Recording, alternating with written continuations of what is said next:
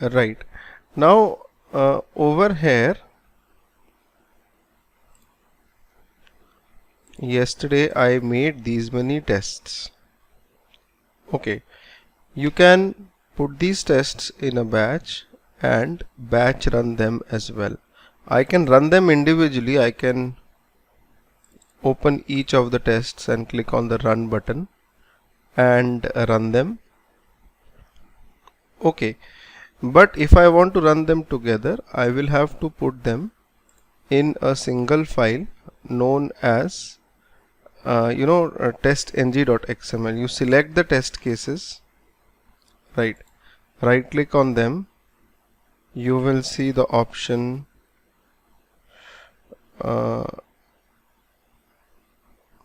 testng and convert to testng. Okay, when you click on this, you will get this option, and also you will create a file, an XML file, in which you can actually keep all the tests and run them. I'll click on finish and I will get this testng.xml. Fine. Well, it made one test. We can make different tests. So this is an XML file. This is the name of your test suite. This is the name of your test, and these are the classes associated with the test. So in case you want different tests for every class, you can put it something like this, that the first test is my login test. This name can be any name. Okay, you can put anything over here, but over here you have to put the fully qualified class name. This uppercase, lowercase, everything matters over here. The class login test is inside the test cases package, so you have to put over there. Fine. Then the second test is registration test. You can write registration test here.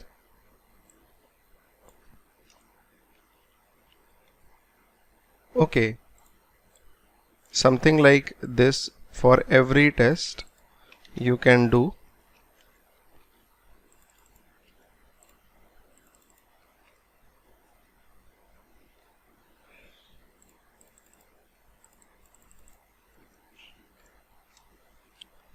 Right, so registration test is having this particular class. One test can also have multiple classes associated with it.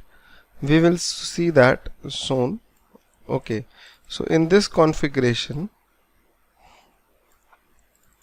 you can keep all the test cases over here in a single file. Fine, testng.xml, and they will be executed from top to bottom. Alright, you run this testng.xml as a testng suite. So what will happen is, you see, it runs all the test cases.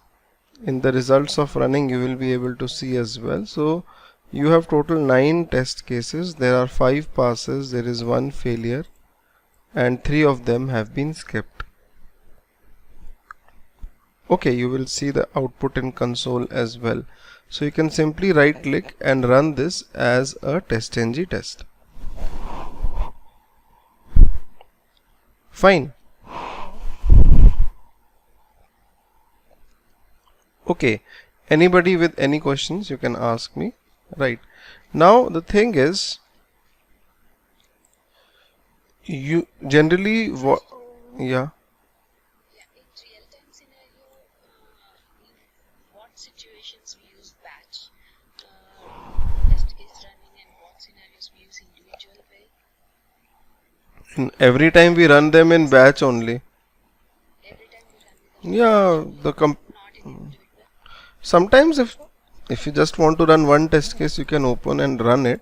Okay, most of the times when the scripts they run like in batch.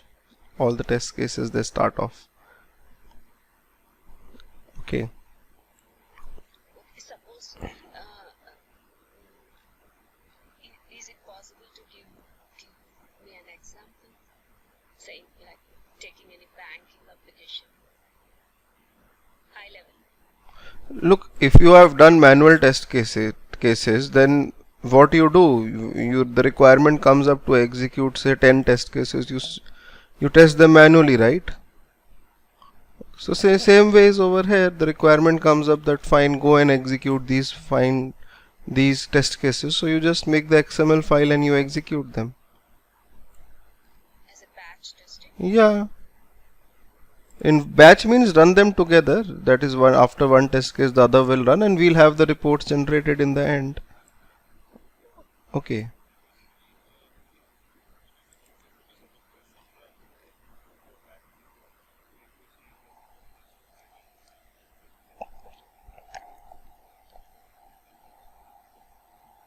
Yeah, you can do like that as well. So it's completely on the requirements, on what you need to do.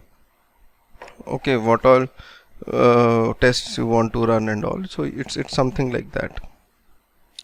Ashish, can I specify in which browser I can run these tests actually? Is there an attribute for that? You can do from testng.xml as well. You can do from external file as well. Both the options are there. Basically, okay, so can I do it from XML actually, SNG XML, because I don't want to specify any browser during the run of my test. Yeah, you can do it. When I run a batch of suits, right, basically I'd like to run it on Chrome or Firefox or IE. Yes, you can do that. You can also specify that half the test cases should run on Chrome and half on Mozilla, or first all of them should run on Chrome and then first all of them should run on Mozilla. You can also do that. Is there any specific attribute that we need to I will tell you in coming time. Right now I have not told you that. I'll tell you. Okay. So right now, generally what happens is that we also have different test suites. Okay, we can also organize the test cases in different XML files as well. Okay, so if I close everything and suppose I make a new Java project, okay, and I just call it as sample testng tests. Here I am just taking a dummy project, okay, building some dummy packages. Okay, say this, suppose this is my test suite A. Inside test suite A, I have a class known as test A, right, and another class known as test AA. Right, so I have a class known as test A. In this I make @test attribute and public void test A. Fine, you can add the testng library, import the test annotation over here, and similarly in test AA I can have the test AA class, in which I can write starting AA, and I'll give a small delay of 3 seconds and then ending AA. So thread.sleep is a checked exception. You will have to forcibly either write throws declaration or surround it with try catch. So I'll write the throws declaration. Similarly, in test A I will do the same thing, starting A, ending A with delay of 3 seconds in between. Similarly, I will make another test suite which is having some different test cases. Okay, I'm just taking a dummy example that this is my test B, and inside test B you have a similar thing, that is, this is my test B, starting B, ending B. And similarly test bb.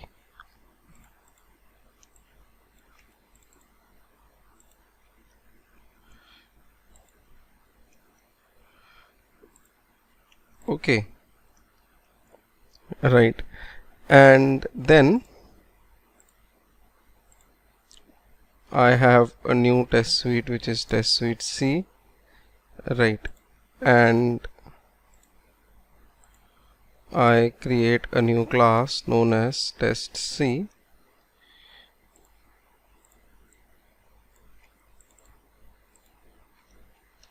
So it will take 1 minute for me to configure everything.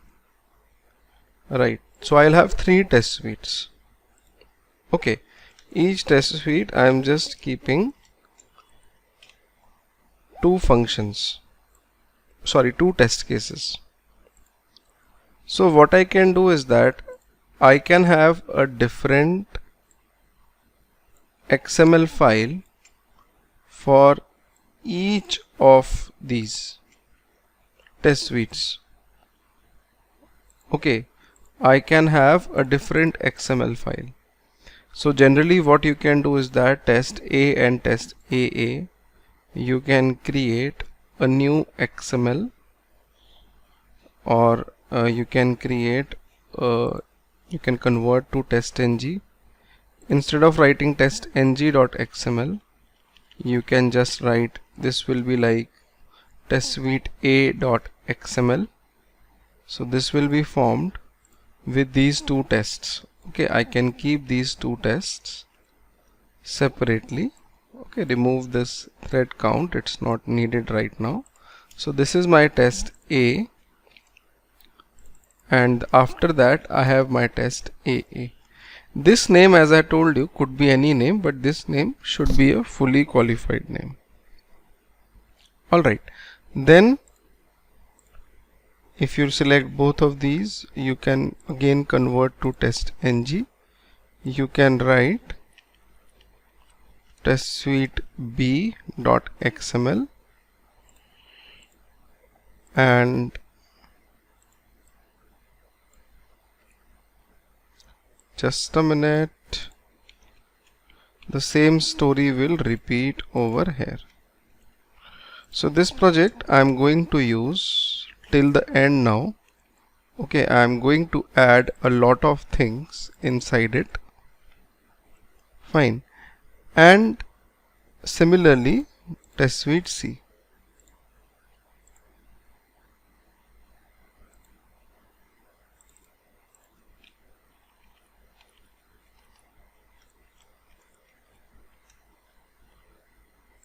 Okay, now I can run these test suites individually, or I can also run these test cases together. Okay, it is completely on your choice. It's completely your choice. Alright, I can right click on suite b.xml and say that, run as testng test suite. So what will happen is, you see it's printing starting B after 3 seconds, ending B, and starting BB, and ending. Only test suite C will run, B will run. However, if I want to run all 3 of them, okay, you can have a single file known as testng.xml and you can run it. If you select all 3 of them, testng gives you an option convert to YAML. Right, this is also helpful at times, this YAML file. What is YAML? I will tell you later on. Okay, just delete this file right now, YAML file. Okay, now suite a.yaml, and okay, now what you can do is that in your particular project you can create a new file. You have to create testng.xml manually. In my earlier project in testng.xml, I had kept all the test cases. In this project I have distributed the tests into my different test suite files. Fine. And in testng.xml I can include all these three testng files. Okay, you will have to write the same kind of code over here, right? Okay, so you can write over here my test suites. Okay, and you can actually include all the three XML files over here. Fine. Just a minute, I'll do that. Actually, I'm not remembering the syntax. Okay, because you know I also I always copy paste the code over here, so I'm not remembering, but it's okay.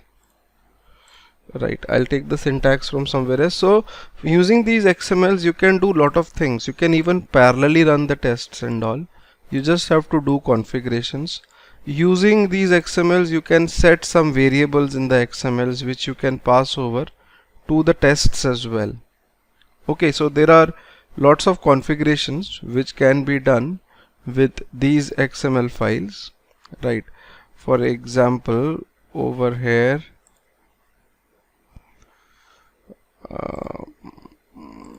yeah, this is the one. Just a minute. Yeah, you can mention something, a tag name like this, that these are my test suite files. Okay, that is test suite a.xml, b.xml and c.xml. Okay, upper and lower case matters in Java, especially when you are writing something in the quotes. Alright, if I run my testng.xml as a testng test suite, so you will see that, see, it starts with A. It first executes test suite A, then it will execute B. See, A is ended. In A, two tests were there, and similarly B and C will run. Okay, right. Now you will get the output over here as well. In case some test fails and all in between, you will get that output as well. Okay, now the next thing which I want to take up is actually listeners. Fine. And you know, yeah.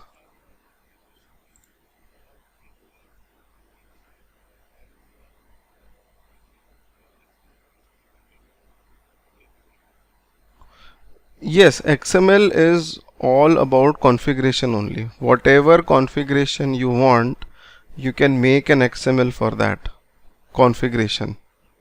Okay, sometimes in projects people even have hundreds of XMLs. Alright, you can keep the XMLs the way you want them to be made. You can make them and you can just keep them for environments, for test cases. It's completely up to you. You just have to write your code over here, and then in which configuration you want to run the code, that can be specified in the XML file, and from there you can run it. Okay, so it is completely on your project requirement and it is completely on what the client asks you. Okay, so sometimes what happens is that, you know, few of the tests you always want to run. Okay, no matter what happens, suppose out of 100 only 10 test cases, you just want to run them every day. Okay, so you just keep them in one XML file and every day you run that XML file. That's what. Okay, something like this. Alright, so it's completely on your requirements and what you want to do. Alright, now okay, I want to first talk about listeners. After talking about listeners, I'm going to talk about attributes, that how you can pass over the attributes as well. Let me show you first. I opened another workspace, that is good. Say for example, first of all you can group your test cases with the help of XML as well. For example, I can group my test cases under smoke tests, sanity tests, different groups. Okay, and run those particular groups as well. In one XML there, like I have got three test suite XMLs. Now when I run this testng.xml, I don't want all the tests from these three XMLs to run. I only want those tests which are under the group name smoke. So only those test cases will run. You can also do like this. You can also pass few parameters into the test cases, that fine, my browser is Chrome, or my browser group 1 is Chrome and browser group 2 is IE.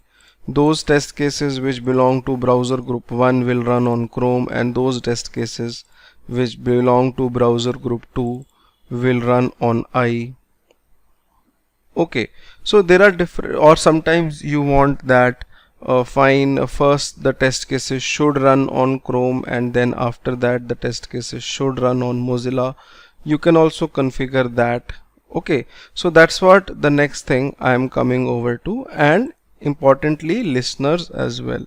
Listeners in TestNG are quite important. They have a very good role. Fine, we will also study about listeners. Okay, now talking about listeners first. What is a listener? A listener is something which in layman's term you can say it is looking at the code, it is looking at the code to be executed. Once the test is executed, it will be called automatically. For example, in this project over here, I have made a listener class, custom listener. It's got three functions: on test failure, okay, on test success, and on test skipped. These three functions will automatically be called if the test case is passed, failed, or skipped. You just have to implement one interface, which is an internal interface in TestNG.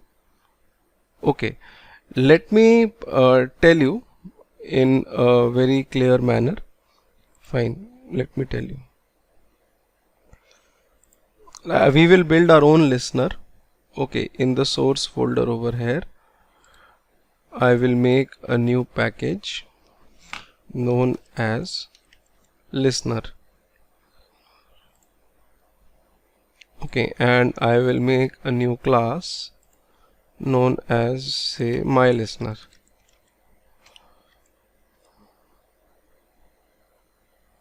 So every listener class has to implement an internal interface which is there inside TestNG, iTestListener interface. This has to be implemented by the listener class. Okay, iTest. If you just write iTest, you will get the class, the interface name iTestListener, and you have to implement three functions: public void. If you just open this listener in a browser, okay, I'll just search about this listener on Google. Okay, so you just open it, open the browser, go to iTestListener TestNG, just type this over here. You will get the official documentation, yeah, Java doc. TestNG also has got its own Java doc. You switch to the frames view. These are all the classes, interfaces, everything in TestNG. Okay, obviously you don't need to learn all of them. Okay, even I also don't know all of it. Okay, nobody knows. Depending on the requirement and all, you should be able to search that, fine, this class does this, this interface does this, right? So this interface has got functions like on finish, invoked after all the tests have run, all the tests. Okay, if you have 100 test cases, once all the test cases have executed, in the end this particular function can be invoked. In case you just want for a particular function, then on test failure, this will be invoked each time the test fails. Okay, on test start or on test success. So for example, this function, if I look at this on test success, okay, so over here, this one over here, I'll make a function public void on test success. Now this function, it takes the reference or the reference of another interface known as iTestResult. In the result reference, the result of the test case will automatically come up. Okay, let me show you. Right, I will just print over here that test has passed. If a test has passed, then this onTest success function is called, and in case it is failing, then this onTest failure function will be called. You can write public void onTest failure. Test has failed. So basically what we can do is that practically when we are making the code and all, we can write the code over here to, you know, to generate reports or something. Okay, right. So when you run this, alright, I am going to run my testng.xml, but I have to register my listener class in testng.xml. Okay, I have to make a tag name known as listeners. I have to tell testng.xml that I am using my listener, okay, listener class name, just like this. I have told over here as well. I always keep a reference project. You have to tell it like this, that is, the class name of the listener is in the package name this is the listener. If you don't write this, then listener is not invoked. Okay, so you have to write, in my case the package name is, this is the package name, dot my listener. Okay, this spelling has to be correct. Alright, now if you run your testng.xml, then listener will automatically be invoked. Fine. For time being, I will just run my test suite A. I will comment test suite B and C. This is a comment in XML.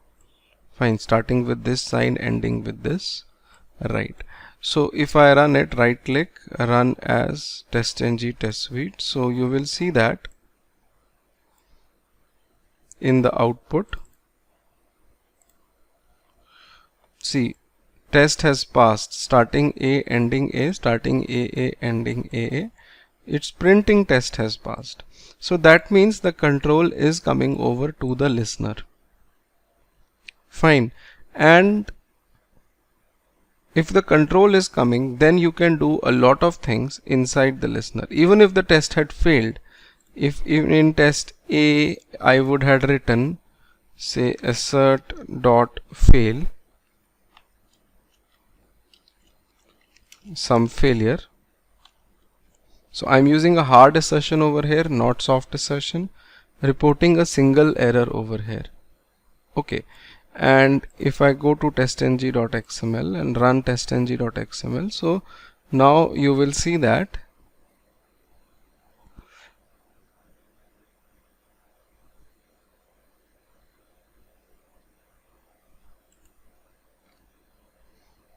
it prints test has failed. Right, so that means, okay, where is, yeah, that means the control is going in these two functions. Now in these two functions you can do a lot of things. You can get the name of the test, and you can get the failure message as well. Okay, in case the test is failing, you can get the failure message. In case you were using soft assertions, like yesterday I told you that, you know, using soft assertions you can even report multiple failures in one test case, because at times some failures are not critical failures. So you can also get all the failure messages. In case there are more than one failure messages, you can also get them. Okay, So this is the advantage of listener, that you don't have to worry that basically if my test fails, then I have to make sure that I report the failure. Right. If the test fails, automatically the control will come over here where you can write the code to report the failure. Alright. And it's a single place in the entire project or in the entire framework where the control will automatically come up if it is failing. What if listener wasn't there? If this listener wasn't there, then you would have to handle the failure of each test case inside the test case, and it would have been like a tough thing, right? Because in every test, when the test fails, you have to report the failure. Maybe you have to write something in the logs, maybe you have to put the screenshots in the reports. There are a lot of things which have to be done. Alright, so this becomes a single place where everything is simply managed and taken care of. Okay, now in the listener you have the reference of iTest result interface. This interface helps us a lot. Before I write the code, let me show you. Okay, let me show you over here. For example, over here in listener, what have I done? If the test is failing, I am writing failed test result.getName. The getName function in the iTest result interface will give you the name of the test. The status will give you the status, and throwable.getMessage, this will give you the failure message. Okay, what is these lines? These are lines, forget about these will be talked about when we do the extend test reporting. So basically with the iTest result listener or the iTest result interface, you get three major things. One is that you get the name of the test, one is that you get the status, and one is that you get the message as well. Right, and there is another important function, get attribute, which I will tell you in some time. Right, let's look at these three. Right, so you can, or I'll just copy these, it's very simple. On test success, I can write past test name, status, and similarly on test failure.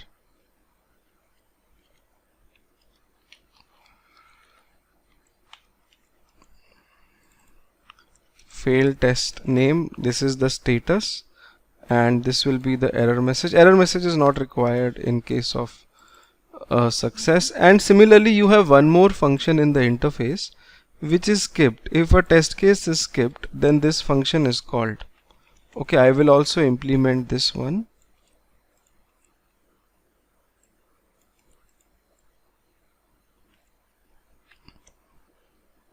Alright, so you can write test has skipped, right, get the status, fine, get throwable.getMessage will give you the skipping message. Now if I go to my testng.xml, I'll uncomment and I will run all the three test suite files A, B and C. In test suite B, what I will do is that I will skip the test. I will write throw new skip exception, skipping the test. Okay, now obviously if you are throwing an exception deliberately, Java will give you an error that fine, why are you writing the lines after that? Generally we don't write this line like this. Okay, what happens is that we have, say, Excel file or a JSON file in which we keep the flag. Right, we can have an Excel in which we can specify something like this, that is, say this is my test A, if this has to be executed, yes. This is my test B, if this has to be executed, no, something like this. Okay, if the flag is no, we check over here that in case the flag is equal to no or something like this, then you go and skip the test case. Okay, we don't just directly write this line. Fine, we will come over to those things as well. I am going to tell you that, right? So just be with me. Fine, so right now this is my XML file, testng.xml, and I will run it as a testng test suite.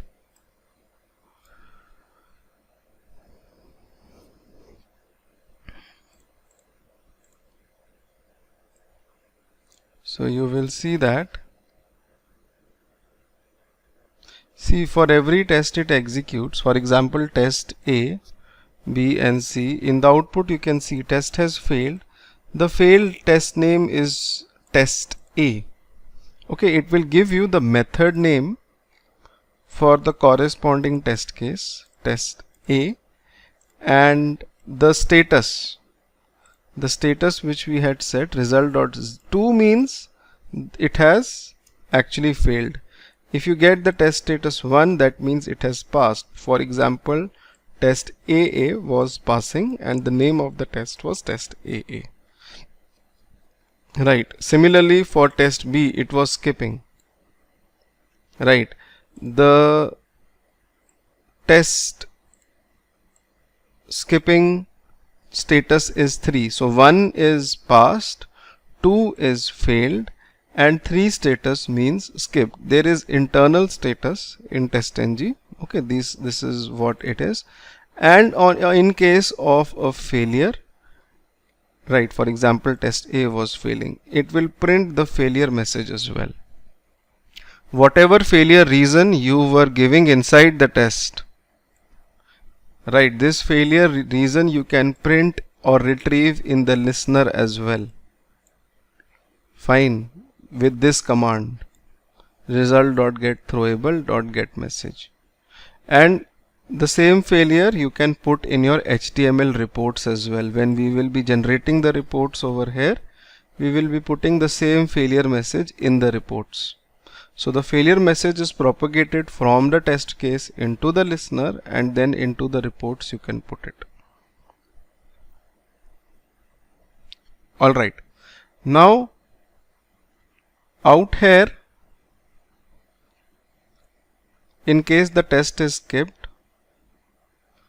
the skipping message also comes up in the reports. In test B, we were skipping test B, skipping the test we had written. The same message comes up in the reports as well.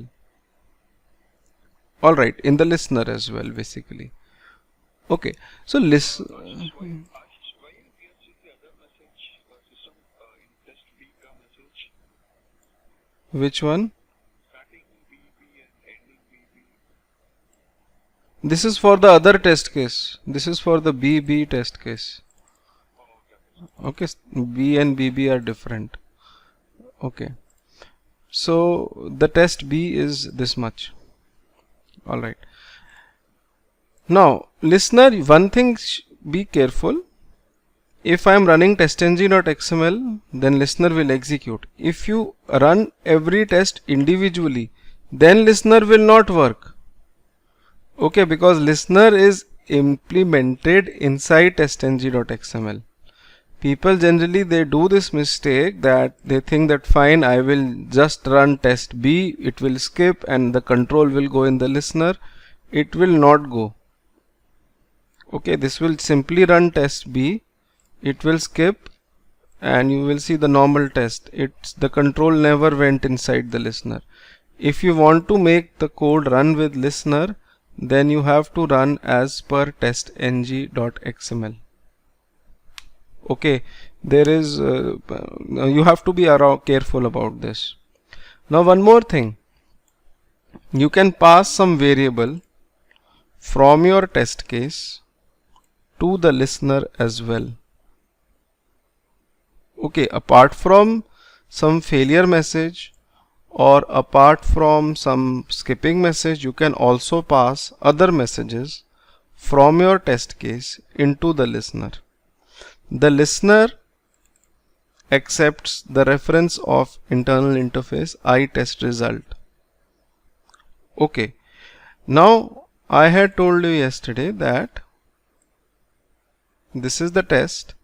This can get iTest context reference. So this iTest context is single for one class. If I have 5 test cases, they will share the same iTest context reference.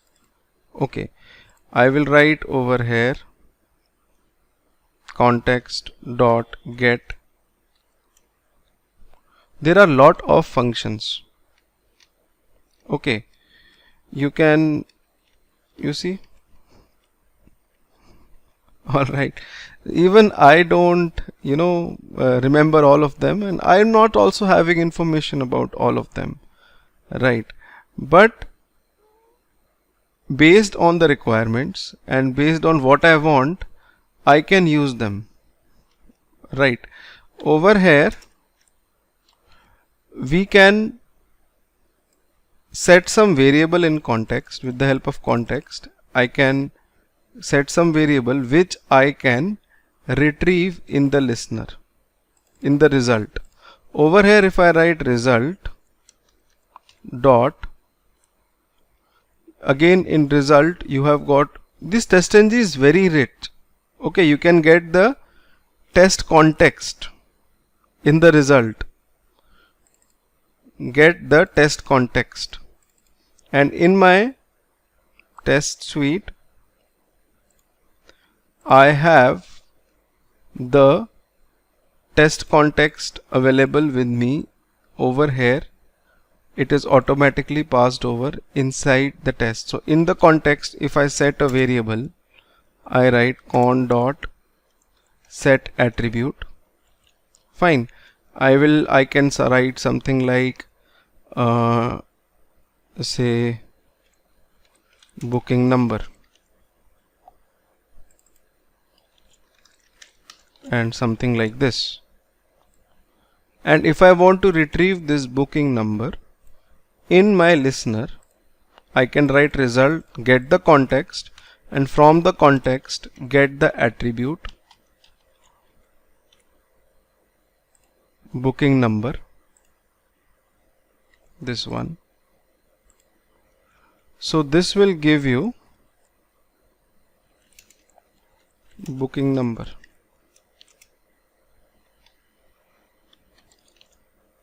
Fine. Only thing is you will have to cast this object into string, right? So this booking number can be test failed test name, and you can print the booking number over here. So when you run this from testng.xml,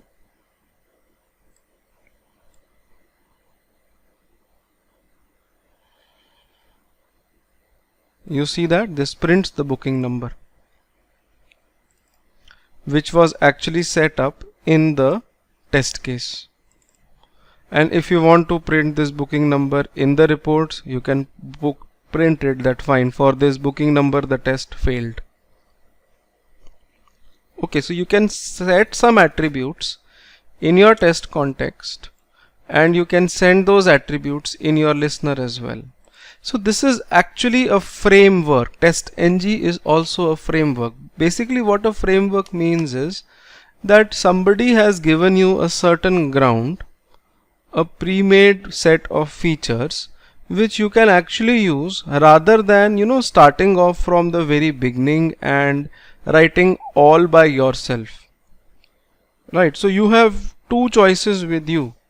Either you just keep on writing the tests the way you want, or you can use the important and such beneficial features of TestNG and use the TestNG framework, because it provides you with pre-made functionalities. I've seen people that they ignore TestNG and they ignore the features of TestNG, and then they just try to write their own codes and all. To some extent they are successful as well, that is not a thing, but when TestNG has given you something which can be used, why not use it? Okay, so with such a ease I am able to pass the error message, the name of every test, also some few variables from my test into the listener class, so we should be using this. Okay, right. Now you can group the test cases. You can pass variables from your testng.xml into the test suites as well. You can do lot of things.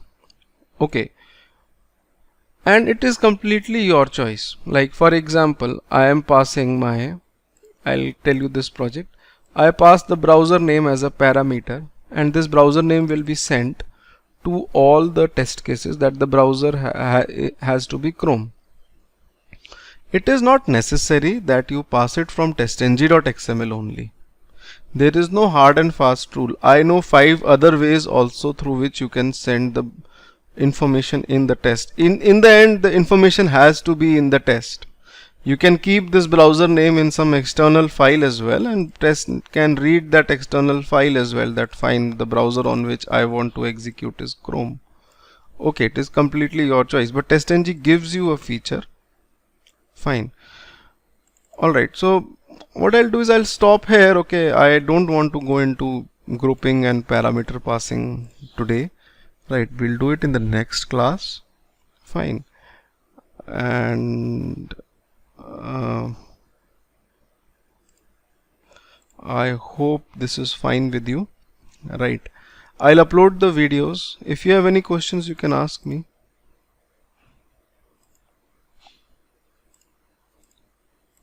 Anyone?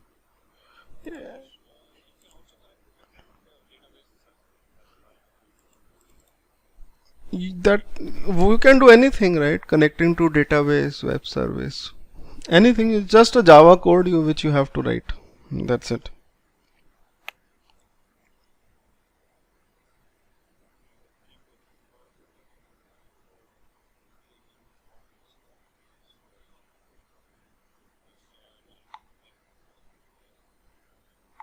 Yeah, grouping of test cases and all can be done. Yeah.